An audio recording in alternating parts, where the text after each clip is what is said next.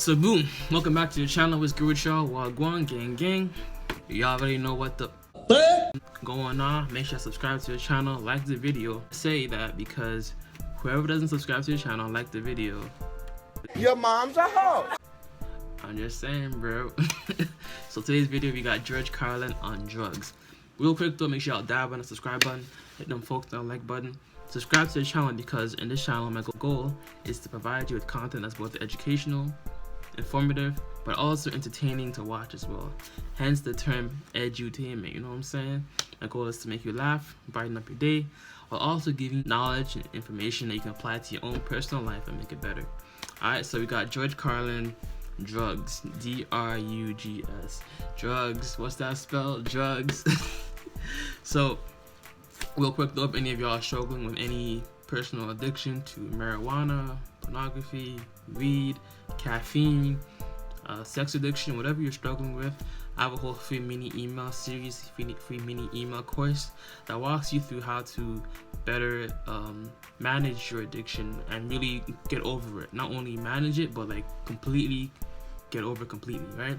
The certain foods that you should be eating and the certain meditation practices that you should be implementing to make the process of recovery and sobriety a lot easier. Whether you're addicted to alcohol, marijuana, weed, gambling, whatever it is, I got you. Alright, also have a couple other videos on my channel related to this types of topics, so you want to check those out as well before you get into the email mini series. That's cool too. I'll leave those links in the description and pinned comment of this video. But without further ado, let's get into it. George Carlin, drugs. You know, George Carlin is a different cat. He's one of those people I like to call a comedic philosopher. He speaks truth and makes us laugh. That's pretty much him, bro. Let's get into it. Ta-da! Was on a talk show recently, and the host asked me, said, "What do you think about the dope problem?" And I said, "Definitely, I feel we have too many dopes." Yes. No question about it. That's why we have a drug problem, I really feel, you know, because like everybody has access to drugs, and we're all kind of just dopey, you know, we're just human beings, little protoplasm walking around, shaking hands. How are you, Phil? Give me a piece of lettuce, you know. No real big thing. We're just kind of dopey folks, and we have all these drugs available to us. You know, that's why there's a drug problem, man. There's all those drug stores, right? Every 3 or 4 blocks, there's a big sign. Drugs. Open all night. Drugs. We deliver. Drugs.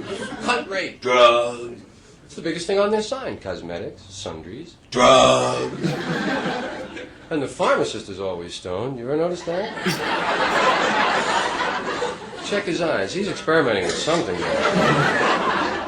How come he can never fill a prescription right away, you know? Really, he always gives you that, "Better come back in about an hour." I can't even read the bastard, you know? It's no accident that we're drug-oriented, really. The drug companies got us that way, and they'd like to keep us that way. I mean, that's a simple thing. They start you early with the oral habit. Little orange-flavored aspirin for children. 2 in the mouth, son. Something wrong with your head? 2 in the mouth. Remember that, head, mouth. These are orange, there'll be other colors later on. Even named it after a saint to throw you off, you know. It's all right, son, 2 in the mouth. St. Joseph. Remember Papa Chocks? Papa Chock! You know, guy goes to a dance when he's 13. How's your head? 2 in the mouth, man, you know. Mom's got her fix. Coffee freaks running around. Alcohol. You know, that's the biggest, of course, and most abused. And incredible. 50% of all traffic deaths. No, yes, that's about 25,000, right. 50% of traffic deaths. 40% of all arrests, traceable. 50% of all first admissions to mental institutions, traceable to alcohol. And then, of course, there's diabetes, gout, high blood pressure, heart disease, insanity, divorce. So I always say, "Drink up, Shriners," whenever I see a couple of them. You know? When they talk about drugs, they don't talk about all of them. That's the problem. They don't mention coffee. It's the low end of the speed spectrum, I grant you. But there are coffee freaks, and they're walking around. Nobody's, you know, worried about it or anything. Mrs. Olson never tells you about that mild speed lift, you know? Because she's shooting freeze-dried Folgers, right? But you've seen the coffee freak in the office, haven't you? The guy who drops 8 or 9 cups every morning. Always in a good mood. Hi, how are you? Warm that up for you? Okay, yeah, hi, how are you? Hey, good to see you. Always in a nice mood, fine, until the coffee urn breaks, man. Then he's the first cat over. What do you mean broken, man? Well, plug it in, man. Turn it around. Never mind, man. Put some water in. Holy shit, man. Turn the plug around. And then he goes out and scores because he's the one who's hooked. Right? I know it's just a dopey example, but that's the beginning of it. Then you have housewives and the diet pills. Mom found out there's a lot more than dieting in those pills, man. Help you grind your teeth and feel great, too. Keep it on the phone a lot. Hi, how are you, Marge? Anyway, look at us. How are you? Where are you going, Mom? Shopping at midnight? Well, they're open, you know. Never mind. I'll see you later, man. And athletes got into uppers. College athletes. The right wing's last line of defense on campus. And they're doing amphetamines. Remember when being up for the game used to be kind of a spiritual thing? Now, man, you up for the game? Been up all week, man.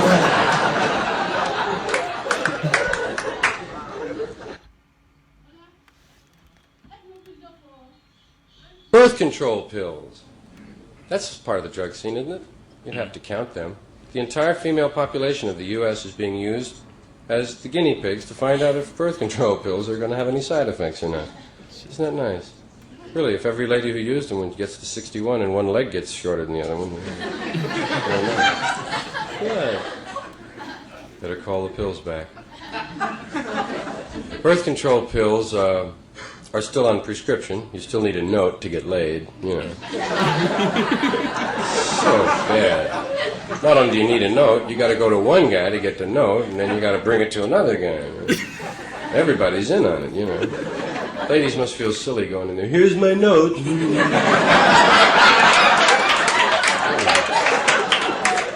Oh, that's what you're doing at home, eh? Well, we're keeping a record of it here in the store. Late at night, I read them.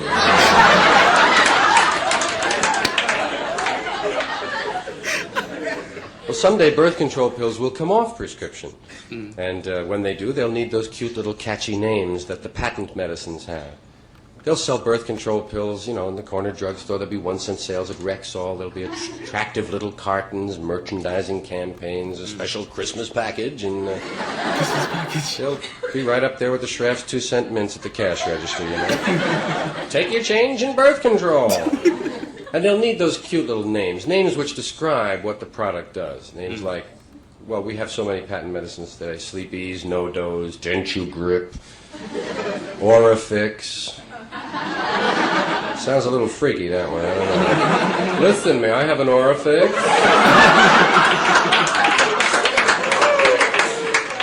Not without a note, hell no. Someday birth control pills will need names like Pregnant.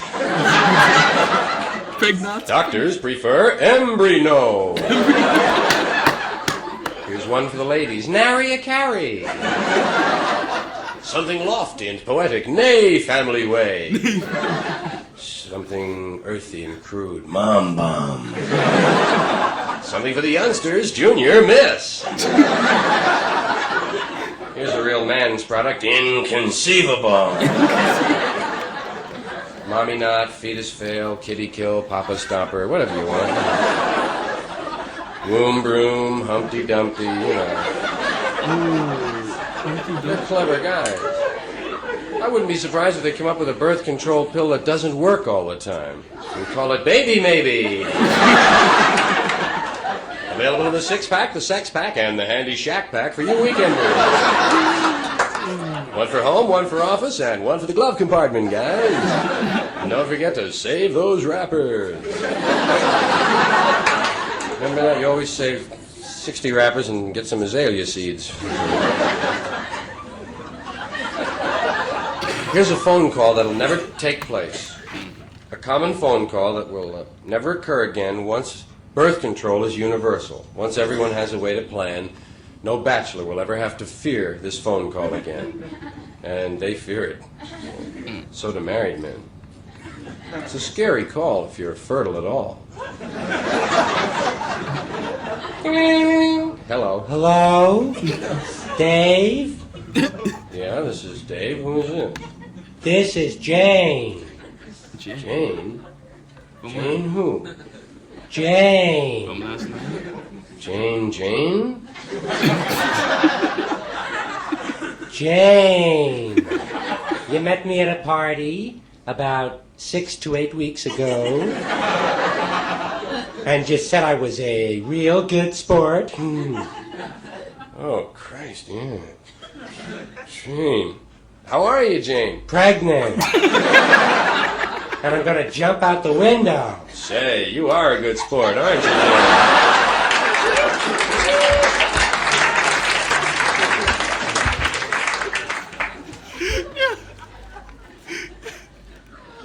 It is a male sexist pig joke, really. Hey, you know what I mean? I wanted to thank you very much. No kidding. Hey, thanks for being here, man. And thanks for the use of your head on an early show like this. I appreciate it. Don't forget, it takes 2 fingers to make the peace sign, just like it takes 2 people to make love. When you go like this, you're jerking off. Good night,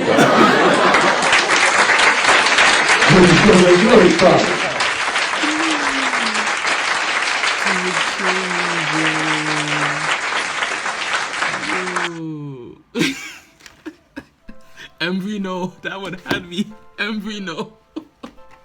Humpty Dumpty. Yo.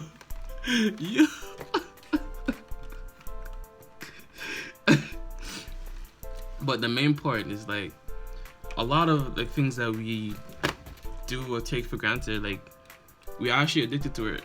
Me and probably a lot of people are addicted to sugar, low key, right? Obviously it's not, there's different scales of like addiction, right? You have like it negatively affecting every aspect of your life, then we have like the lower scales, but addiction is still an addiction, right? If you are heavily dependent on coffee, like question that. Heavily dependent on alcohol, question that. Heavily dependent on pornography, question that. Like ask yourself, why are you using this substance every day? And if you try to stop, why can't you stop? It's the question, right? You can be addicted to caffeine. Don't belittle your addiction. You can be addicted to caffeine. You can be addicted to gambling. You can be addicted to pornography, alcohol. Obviously, you have the more demonized drugs, such as crystal meth, heroin, all that stuff, marijuana, weed. We can be addicted to a lot of things. Whatever it is that you want to stop doing but can't stop doing, and it is negatively affecting your finances, your health, your relationships, whatever it is an addiction, right? So again, if any of y'all want to go deeper and really know and understand why it is you become addicted and how to curb these addictions so that you don't relapse, because a lot of times you might say, okay, cool, I'll go a week I can go without my addiction cold turkey, just like that. Then a week goes by, 2 weeks goes by, and then you find yourself reminiscing about that substance or the activity and you relapse, right? So how do you prevent relapsing? How do you prevent going back to your addiction? Like things such as porn can lead to erectile dysfunction. Caffeine can lead to your inability to be focused even without caffeine, right? So question that, why can't you be focused without caffeine? You know what I'm saying? And my thing with a lot of these drugs and whatever it is, right? Opioids, drug addiction, like being addicted to actual prescription medication, is too much of any good thing is good for nothing. It's the abuse of these substances oftentimes that makes them bad, right? Even things that could be meant for good can go bad if you abuse it and overuse it, right? So check out the link in the description for the free email free mini email course, and I'll help you get over your addiction. Again, God bless, much love, peace and joy, namaste, and always remember, if it doesn't feed you, don't water it. What you're watching, what you're listening to, what you're eating, if it doesn't nurture you and make you better, cut it off. Alright, I'll see y'all in the next video. Don't leave the channel. Do not leave the channel. See y'all in the next video. Deuces.